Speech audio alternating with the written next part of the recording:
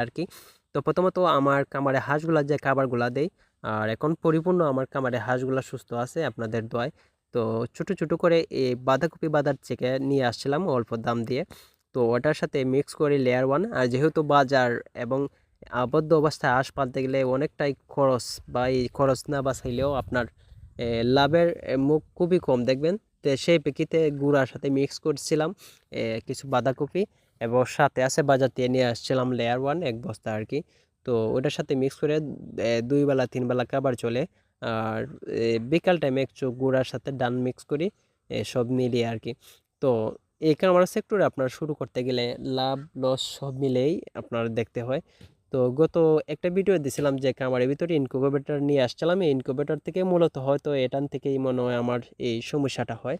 তো প্রথমত ডিমের মধ্যে সমস্যাটা হয়, আর এখন প্রায় হাঁসগুলো এখন সুস্থ আছে আপনাদের দোয়ায় ভালোবাসায়। এই যে দেখতে পাচ্ছেন, এই খাবার দেওয়ার পর তাদেরকে এখানে খুব সুন্দরভাবে আমি ছেড়ে দিছি। এবং মূলত এগুলো আমি মিক্স করে নিই, যে খাবারগুলো প্রথমত দিতে হয় সেই খাবারগুলো এক এক করে মিক্স করে পানি দিয়ে মিক্স করে নিই। আর ড্রামের মধ্যে কিছু গুঁড়া ছিল, আসলে গুঁড়াটা দেওয়ার কারণটা হলো খাবার খরচটা একটু বেঁচে যাবে আর কি।